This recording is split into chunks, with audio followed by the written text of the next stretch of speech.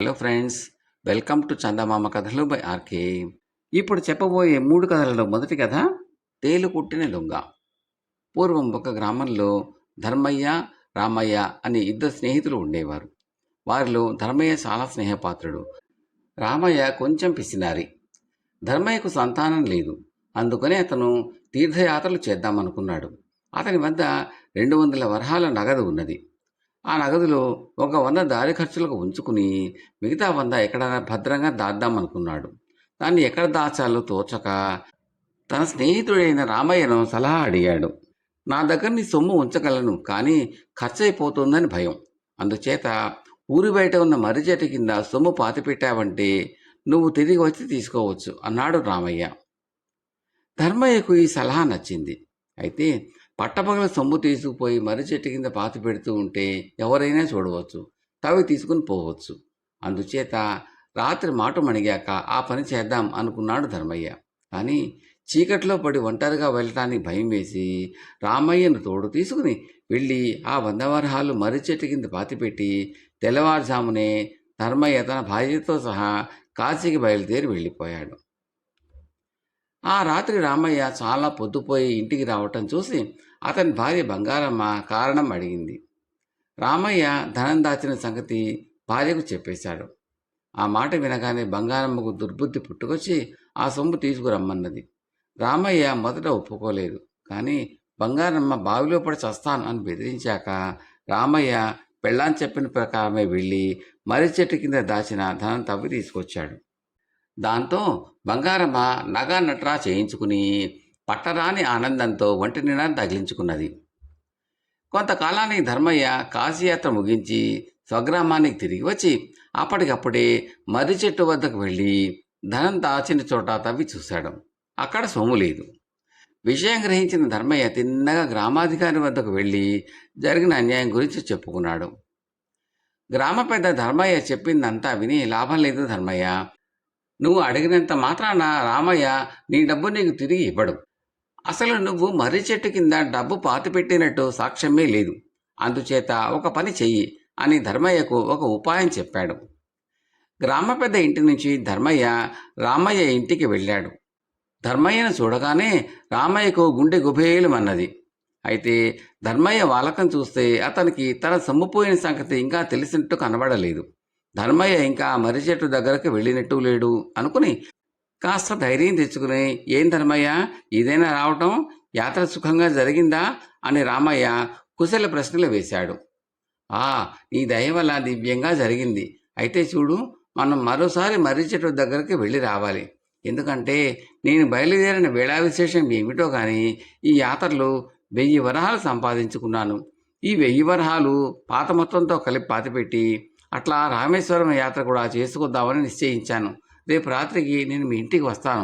మరిద్దరము కలిసి మర్రి చెట్టు దగ్గరికి పోదాం, సరేనా అన్నాడు ధర్మయ్య. ఇద్దరూ కలిసి మర్రి చెట్టు దగ్గరికి పోవాలనేసరికి రామయ్య భయపడిపోయాడు. సరేనని తల ఆడించి ధర్మయ్యను పంపేసి రామయ్య తన భార్యతో కొంప మునిగిందే అంటూ ధర్మయ్య అన్న మాటలు చెప్పి, రేపు రాత్రి నేను ఏ మొహం పెట్టుకుని ధర్మయ్య వెంట ఆ మర్రి చెట్టు దగ్గరకు వెళ్ళను, నా దొంగతనం బయటపడిపోదు అన్నాడు. ఓస్, ఇంతేనా? ఏ భాగ్యానికి ఇంత భయం ఎందుకండి?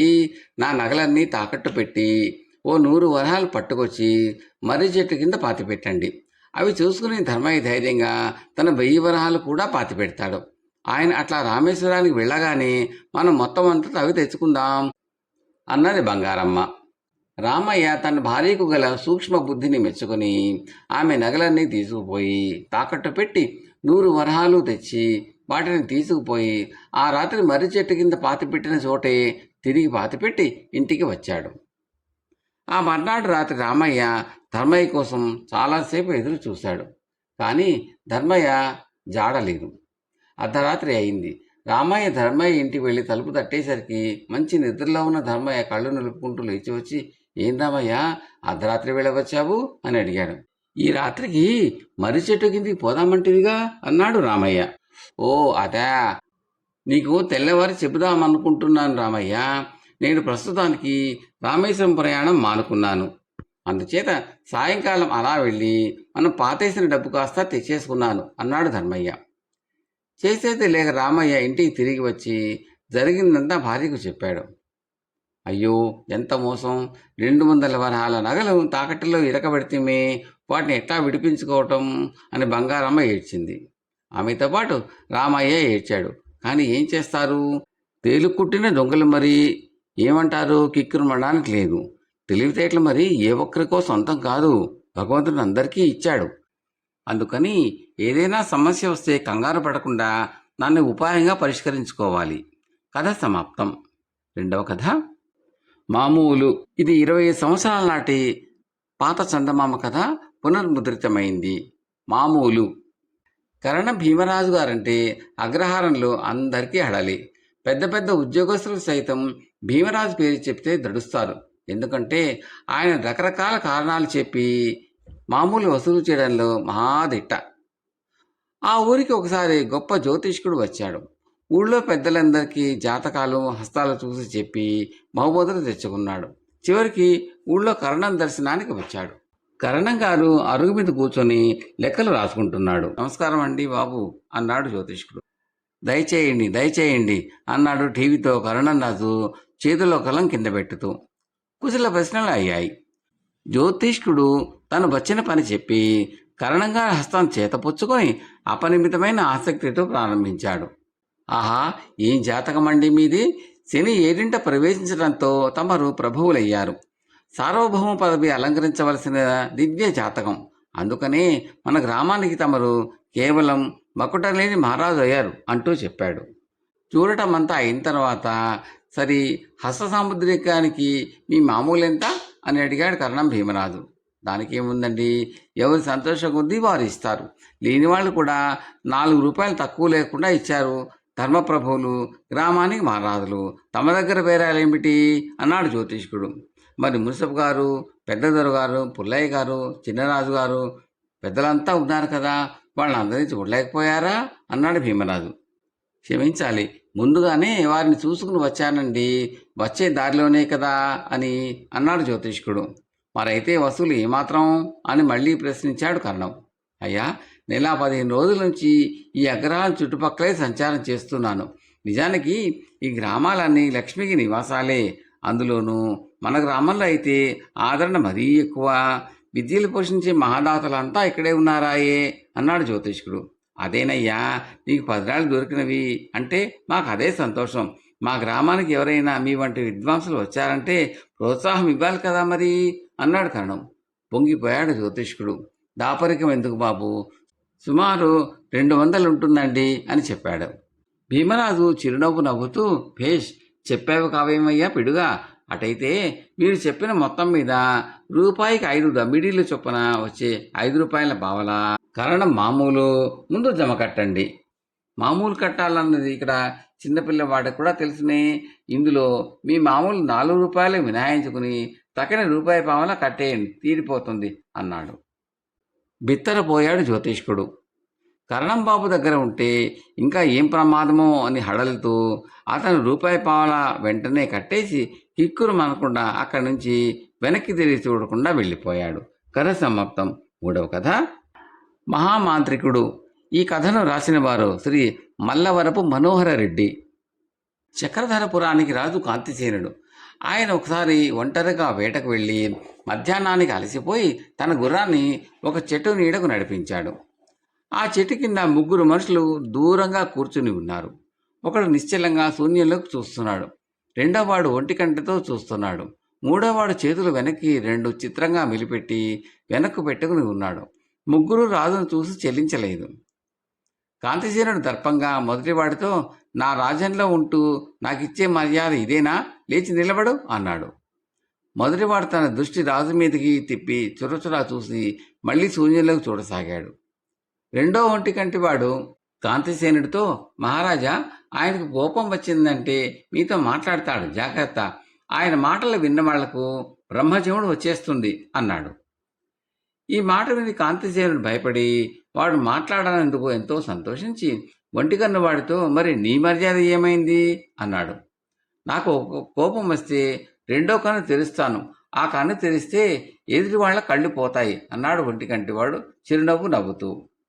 కాంతిసేనుడు మూడో వాడికేసి తిరిగి, వాళ్ళిద్దరిలాగా నీకు కూడా ఏమైనా అద్భుత శక్తులు ఉన్నాయా అని అడిగాడు. లేకేం, నేను చేతులెత్తి ఎవరికైనా దండం పెట్టాను అంటే వాళ్ళ తల పుచ్చకాయ పగిలినట్టు పగిలి చస్తారు అన్నాడు మూడోవాడు. అంతంత శక్తులు గల వాళ్ళ మధ్య ఉండటం మంచిది కాదనుకుని కాంతిసేనుడు గుర్రాన్ని వెనక్కు మళ్లించాడు. వెంటనే ఒంటికంటివాడు మహారాజా ఆగండి అన్నాడు. వెనక చేతులు గలవాడు ముందుకు వెళ్ళారంటే పుచ్చకాయలా పగులుతారు అన్నాడు. కాంతిసేనుడు గిరుక్కున వెనక్కు తిరిగి వచ్చి మీకేం కావాలో చెప్పి నన్ను వదిలేయండి అన్నాడు. మేము ముగ్గురము మీతో పాటు నగరకు వస్తాం అన్నాడు ఒంటి కన్నువాడు. కాంతిసేనుడు ఆశ్చర్యపడి దేనికి అని అడిగాడు. అడ్డు ప్రశ్నలు వేసి మాకు ఆగ్రహం తెప్పించకు, విన్నావా అన్నాడు వెనక చేతులవాడు. కాంతిసేనుడు ముగ్గురిని తన వెంట పెట్టుకుని రాచనగరకు తీసుకువెళ్ళాడు. అక్కడ వాళ్లకు విడిది ఏర్పాటు చేశాడు. ఒంటిగంటివాడు ఆయనతో రేపు మీరు సభకు వెళ్లే ముందు మాకు కనిపించాలి అన్నాడు. కాంతిసేనుడి మంత్రి మాణిక్య శర్మ చాలా కుశాగ్ర బుద్ధి. ఆయన ఇదంతా చూసి ఏమిటి ఇదంతాను, వాళ్ళు ఎవరు అని రాజును అడిగాడు. వాళ్ళు అమోఘమైన శక్తులు గలవాళ్ళు, వాళ్ళని ఎదిరించేటందుకు లేదు, ఏమిటి చేయడం అన్నాడు. వాళ్లకు నిజంగా శక్తులున్నాయా లేక మోసగిస్తున్నారా అని మంత్రి రాజును అడిగాడు. రాజు విసుకుని రాజులను ఎవరు మోసగించటానికి ప్రయత్నించరు, వాళ్ళు మోసగాళ్ళు కారని గట్టిగా చెప్పగలను అన్నాడు. మంత్రి వాళ్లకు విషం పెట్టి చంపిద్దామంటే రాజుకు కోపం వచ్చి అంతంత శక్తులు ఉన్నవాళ్ళు విషాన్ని పసిగట్టలేరా, మీరు పరిస్థితులను బాగా అర్థం చేసుకుని సలహాలు ఇవ్వడం నేర్చుకోండి అని వెళ్ళిపోయాడు. మర్నాడు రాజు సభకు వెళుతూ ఒంటికంటివాడి ఆజ్ఞ ప్రకారం ఆ ముగ్గురు ఉండే విడిదికి వెళ్ళాడు. ఒంటికంటివాడు రాజును చూసి మహారాజా, ఈ రోజు నుంచి ఈ రాజ్యాన్ని మనం నలుగురము పరిపాలిస్తాం. 3 రోజులు మేము ముగ్గురము ఒకరి తర్వాత ఒకరం సభకు వెళుతున్నాం, 4వ రోజు మీరు రండి అన్నాడు. కాంతిసేనుడు తుళ్ళిపడి అసంభవం అన్నాడు. కానీ ఒంటికంటివాడు మాకు ఆగ్రహం వచ్చిందంటే మీరు మీ ప్రజలు ఏమవుతారో తెలుసుకుని మరి మాట్లాడండి అన్నాడు. రాజు కంగారుపడి సరే మీ ఇష్టం, నాకు కావాల్సింది నా రాజ్యము ప్రజలు క్షేమంగా ఉండటమే, ఈరోజే తగిన ఏర్పాట్లు చేస్తాను అని కొత్త ఏర్పాట్ల గురించి దండోరా వేయించి తన మందిరంలో విచారంగా ఉండిపోయాడు. 3 రోజులు గడిచాయి. 4వ రోజు కాంతిసేనుడు మాణిక్య శర్మ సభకు వెళ్ళారు. గడిచిన 3 రోజుల్లోనూ ధనాగారం 300 ఖాళీ అయినట్టు కోశాధికారి మంత్రికి చెప్పాడు. కికిరిసి ఉన్న సభలో నుంచి ఒక యువకుడు 3 మనుషులను వెంట పెట్టుకుని రాజు వద్దకు వచ్చాడు. వారిలో ఒకటికి కన్నులేదు, మరొకటికి 2 చేతులు లేవు. ఏమి జరిగింది ఆ యువకుడు రాజుకు విన్నవించాడు. మొదటి రోజు పాలించిన వాడు రాజ్యంలో ఎవరూ మాట్లాడరాదని శాసించారట. యువకుడి వెంట 3 ఒకడు నోరుజారి మాట్లాడేసరికి వాడు 4 కోయించేశాడు. 2వ రోజు పాలించిన వాడు ప్రజలందరూ ఒంటి కన్నుతోనే చూడాలని ప్రకటించి పొరపాటున 2 కళ్ళతో చూసిన వాడి కన్ను పొడిపించాడు. 3వ రోజు పాలించిన వాడు ప్రజలందరూ చేతులు వెనక్కు పెట్టుకోవాలని శాసించి అలా చేయని అభాగ్యుడి చేతులు నరికించాడు. కాంతిసేనుడు ఆ యువకుడితో ఏమీ అనలేక కంటతడి పెట్టుకుని సభ నుంచి లేచి వెళ్ళిపోయాడు. ఆ తర్వాత ప్రజలు మంత్రిని కలుసుకుని తమ కష్టాలు చెప్పుకుని తమకు విముక్తి కలిగే మార్గం చూడమని వేడుకున్నారు. మంత్రి ఆ రోజుల్లా ఆలోచించగా ఆ రాత్రి ఆయనకు ఒక పాత విషయం గుర్తుకు వచ్చింది. చక్రధరపురానికి తూర్పున ఒక కొండ ఉన్నది. ఆ కొండలో ఒక లోతైన గుహ ఉన్నది. ఆ గుహలో కొన్ని వందల ఏళ్ల క్రితం ఒక మహామాంత్రికుడు ఉండేవాడట. ఆ మాంత్రికుడు అదృశ్యంగా ఇంకా ఆ గుహలో ఉన్నాడని, నరబలి ఇచ్చిన వాళ్లకు ప్రత్యక్షమై కోరిన కోరిక తీర్చుతాడని జనాల్లో నమ్మకం ఉన్నది. మర్నాడు మంత్రి రాజును కలుసుకుని మహామాంత్రికుడి సంగతి గుర్తు చేసి అతని సహాయంతో ఈ దుర్మార్గుల పీడ విరగ చేసుకుందామన్నాడు. నిజమే, కానీ నరబలి మాట ఏమిటి? మనం మహామాంత్రికుడు సహాయం కోరుతున్నామని తెలిస్తే వీళ్లతో ప్రమాదం కదా అన్నాడు రాజు. నరబలి విషయం మీరు ఆలోచించిన అవసరం లేదు. పోతే వీళ్లకు భయపడి మనం ఏమీ చేయకపోతే అది ప్రమాదమే, బయలుదేరండి అన్నాడు మంత్రి. ఇద్దరూ కొండ గుహ వద్దకు వెళ్ళారు. రాజును గుహ బయట ఉంచి మంత్రి గాఢాంధకారపు గుహలోకి వెళ్ళి మహారాజా, ప్రజల కోసం నేను బలి అయిపోతున్నాను అని కేక పెట్టాడు. మరుక్షణమే పెద్ద పెట్టిన ఒక చావు కేక వినిపించింది. రాజు జరిగిన దానికి స్తంభించిపోయి చూస్తూ ఉండగానే వికటాటహాసం చేస్తూ మంత్రదండాన్ని గెర్రున తిప్పుతూ మహామాంత్రికుడు గుహలోంచి బయటికి వచ్చాడు. అతడి గడ్డం తెల్లగా మూరెడు పొడుగున్నది. అతడి సిగలో పుర్రె ఉన్నది. పైనుంచి కింది దాకా కాషాయ రంగు గల అంగరఖ ధరించి ఉన్నాడు. నీ కష్టం నాకు తెలుసులే, పద పోదాం అన్నాడు మహామాంత్రికుడు. ఇద్దరూ సభకు వచ్చేసరికి ఒంటికన్నివాడు సింహాసనం మీద కూర్చొని ఉన్నాడు. మాంత్రికుడు వికటాటహాసం చేసి మంత్రదండంతో వాడిని నెత్తిన కొట్టి, వీడి శక్తి పోయింది, వీడిని చంపేయండి అన్నాడు. తక్షణమే ప్రజలు వాడి మీద పడి వాడిని చంపి పడేశారు. మాంత్రికుడు ఆ పక్కనే ఉన్న మిగిలిన ఇద్దరి నెత్తి మీద కూడా కొట్టి వాళ్లను కూడా ప్రజల్లోకి నెట్టి చంపేయమన్నాడు. ప్రజల ముగ్గురు ప్రాణాలు తీసేశారు. ప్రజలకు రాజుకు ఎంతో ఆనందమైంది. అయితే అదే క్షణంలో తన మంత్రి ప్రజల కోసం ఆత్మార్పణ చేసుకున్నాడన్న మాట గుర్తుకు వచ్చి కాంతిసేనుడికి దుఃఖం ఆగలేదు. అది చూసి మహామాంత్రికుడు, మహారాజా, మీ మూఢనమ్మకాల మూలానే ఇంత జరిగింది. నిజానికి వీళ్లకు ఏ శక్తులు లేవు. ఒకడు మూగవాడు, ఒకడు గుడ్డివాడు, ఒకడు అవిటివాడు. వీళ్ళు తెలివిగా మిమ్మల్ని భయపెట్టి కీలుబొమ్మని చేసి ఆడించారు. నేను ఇది మొదటనే అనుమానించాను. అయితే మీరు నాతో ఏకీభవించలేదు. అందుచేత ఈ మాంత్రికుడి పాత్ర అభినయించాను అంటూ వేషం విప్పి మంత్రిగా ప్రత్యక్షమయ్యాడు.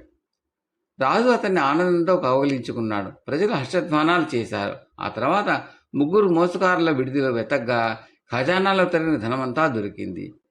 కథ సమాప్తం. మీకు ఈ కంటెంట్ నచ్చితే లైక్ చేయండి, బంధుమిత్రులు షేర్ చేయండి, సబ్స్క్రైబ్ చేసి గంట సింబల్ ఆల్ కూడా తప్పనిసరిగా నొక్కండి. ఇలా చేయడం వల్ల నేను పెట్టబోయే తదుపరి వీడియోలన్నీ కూడా మీరు చూసి ఆనందించవచ్చు. ఈ కథలపై మీ విలువైన అభిప్రాయాలను తప్పనిసరిగా కామెంట్ రూపంలో పెట్టండి. ఎందుకంటే అది మాకు ఎంతో ఎంకరేజ్మెంట్ ఇస్తుందండి. Thank you very much.